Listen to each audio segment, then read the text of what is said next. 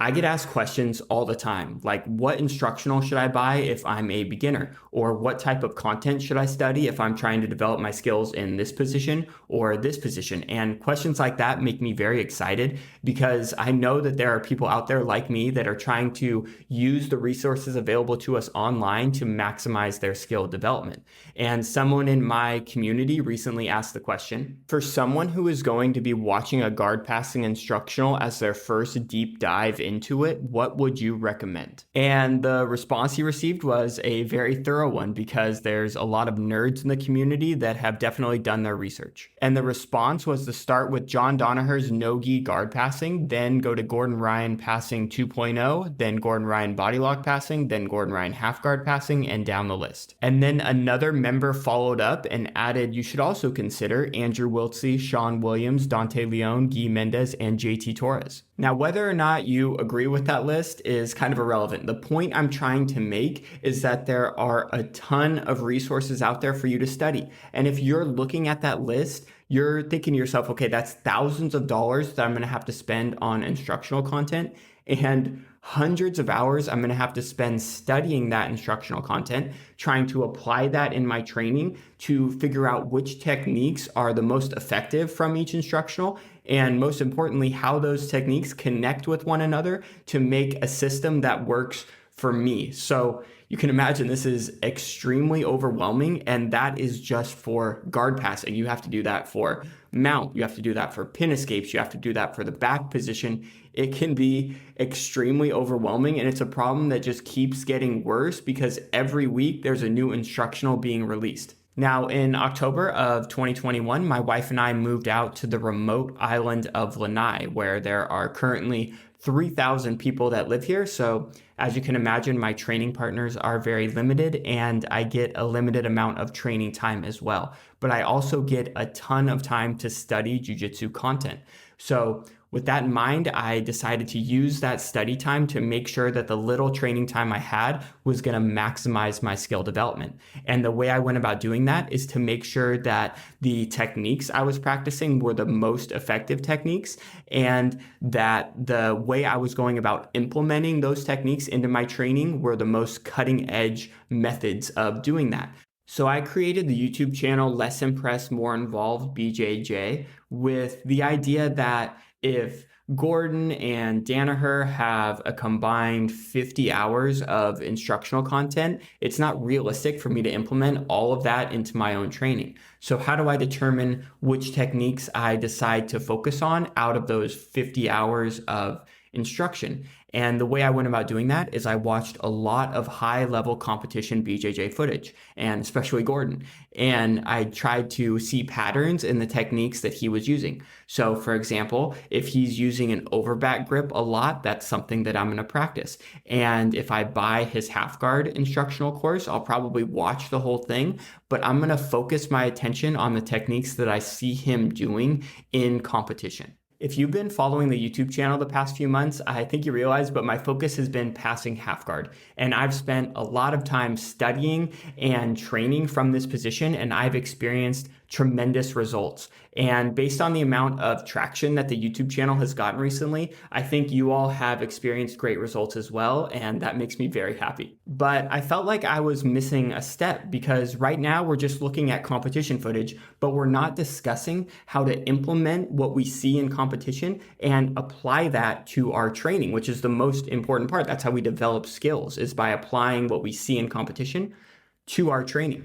So I created a course that outlines what I believe to be the most effective ways to pass half guard and how I went about implementing them into my training to develop my skills. Now, when doing my study on passing half guard, I primarily studied John Danaher, Gordon Ryan, Lachlan Giles, and Craig Jones.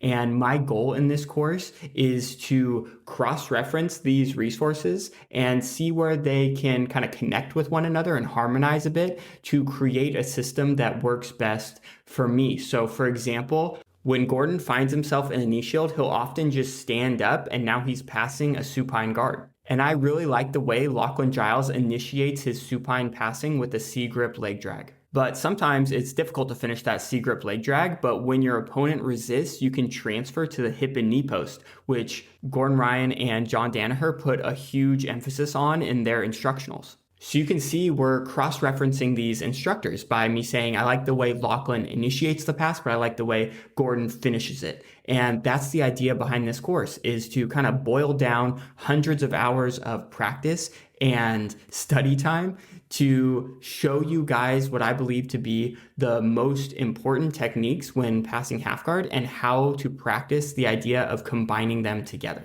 Now I'm going to go over what I believe to be the two most important takeaways from this course. The first being that we need to stay in offensive cycles. And the way we do that is by creating multiple battles at every position.